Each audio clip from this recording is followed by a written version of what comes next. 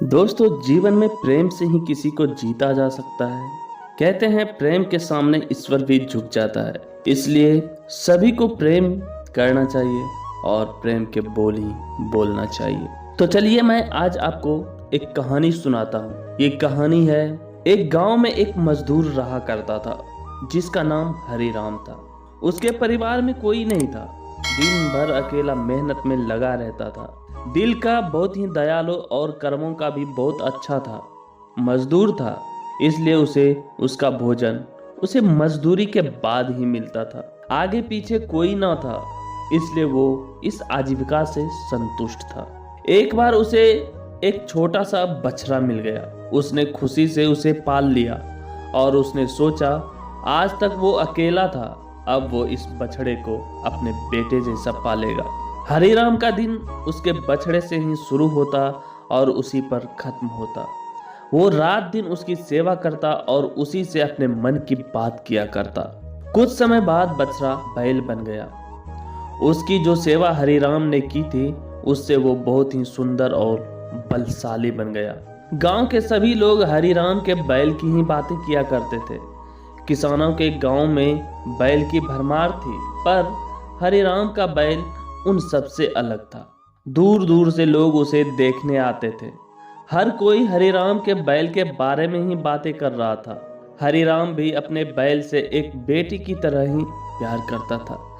भले खुद भूखा सो जाए, लेकिन उसे हमेशा भरपेट खाना खिलाता था। एक दिन हरिराम के स्वप्न में भगवान शिव के नंदी बैल आया। उसने उससे कहा कि हरिराम, तुम एक निस्वार्थ सेवक हो। तुमने खुद की तकलीफ को छोड़कर अपने बैल की सेवा की है, इसलिए मैं तुम्हारे बैल को बोलने की शक्ति दे रहा हूँ। इतना सुनते ही हरिराम जाग गया और अपने बैल के पास गया। उसने बैल को सहलाया और मुस्कुराया कि भला एक बैल कैसे बोल सकता है। तभी अचानक आवाज आई, बाबा, आपने मेरा ध्यान एक पुत्र की तरह रखा है। मैं आपका आभारी हूँ और आपके लिए कुछ करना चाहता हूँ। यह सुनकर हरिराम घबरा गया। उसने खुद को संभाला और तुरंत ही बैल को गले लगा लिया। उसी समय से वह अपने बैल को नंदी कहकर पुकारने लगा। दिन भर काम करके आता और नंदी से बातें करता। गरीबी की मार बहुत थी। नंदी को तो हरिराम भरपेट देता था, लेकिन खुद भूखा सो जाता था। यह बात नंदी को अच्छी नहीं लगी। उसने हरिराम से कहा कि वो अगर नगर के सेठ के पास जाए और शर्त रखे कि उसका बैल नंदी 100 गाड़ी खींच सकता है और शर्त के रूप में सेठ से 1000 मुहरे ले ले। हरिराम ने कहा, नंदी, तू पागल हो गया है। भला कोई बैल इतना भार वहन कैसे कर सकता है। मैं अपने जीवन से खुश हूँ, मुझे यह नहीं करना। लेकिन नंदी के बार बार आग्रह करने पर हरिराम को उसकी बात माननी पड़ी। एक दिन डरते डरते हरिराम सेठ दीनदयाल के घर पहुंचा। दीनदयाल ने उससे आने का कारण पूछा। तब हरिराम ने शर्त के बारे में कहा। सेठ जोर जोर से हंसने लगा। बोला, हरिराम, बैल के साथ रहकर क्या तुम्हारी मति भी बैल जैसी हो गई है।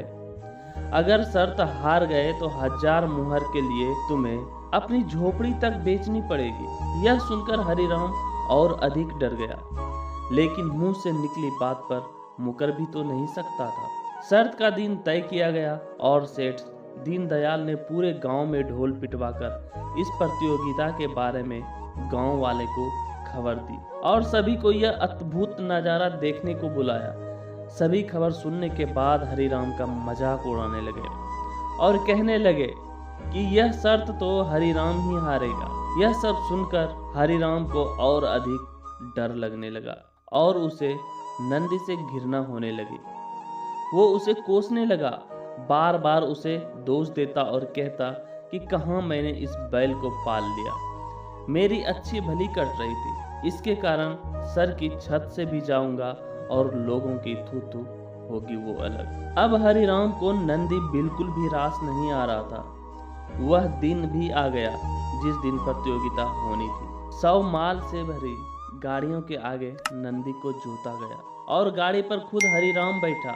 सभी गांव वाले यह नजारा देख हंस रहे थे और हरिराम को बुरा भला कह रहे थे। हरिराम ने नंदी से कहा, देख तेरे कारण मुझे कितना सुनना पड़ रहा है।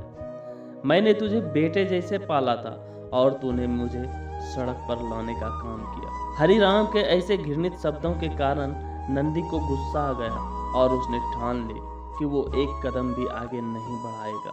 और इस तरह हरिराम शर्त हार गया।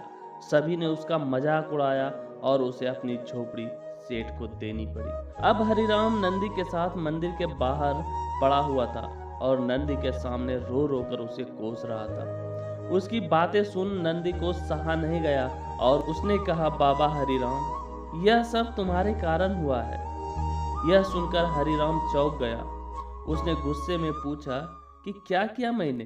तुमने भांग खा रखी है क्या? तब नंदी ने कहा कि तुम्हारे प्रेम के बोल के कारण ही भगवान ने मुझे बोलने की शक्ति दी और मैंने तुम्हारे लिए यह सब करने की सोची, लेकिन तुम उल्टा मुझे ही कोसने लगे और मुझे बुरा भला कहने लगे। तब मैंने ठानी मैं तुम्हारे लिए कुछ भी नहीं करूँगा। लेकिन अब मैं तुमसे फिर से कहता हूँ कि मैं 100 गाड़ियाँ खींच सकता हूँ। तुम जाकर फिर से शर्त लगाओ और इस बार अपनी झोपड़ी और 1000 मुहरे की शर्त लगाना। हरिराम वही करता है और फिर से शर्त के अनुसार 100 गाड़ियां तैयार कर उस पर नंदी को जोता जाता है और फिर से उस पर हरिराम बैठता है और प्यार से सहलाकर उसे गाड़ियां खींचने को कहता है और इस बार नंदी यह कर दिखाता है, जिसे देख सब स्तब्ध रह जाते हैं और हरिराम शर्त जीत जाता है। सेठ दीनदयाल उसे उसकी झोपड़ी और 1000 मुहरे वापस लौटा देता है। तो दोस्तों, इस कहानी से हमें शिक्षा यही मिलती है कि जीवन में प्रेम से ही किसी को भी जीता जा सकता है। कहते हैं प्रेम के सामने ईश्वर भी झुक जाता है। इसलिए हमारी आपसे प्रार्थना है कि आप सभी से प्रेम के बोल बोलें और सभी से प्रेम करें। तो दोस्तों, आप हमें बताएं कि आपको ये बैल और हरिराम की कहानी कैसी लगी। पसंद आए तो वीडियो को लाइक करें और ऐसी ही कहानी सुनने के लिए हमारे channel A to Z story को सब्सक्राइब करें और बेल आइकन प्रेस जरूर करें ताकि जब भी मैं कोई नई कहानी अपलोड करूं तो उसका नोटिफिकेशन सबसे पहले आप तक पहुंचे।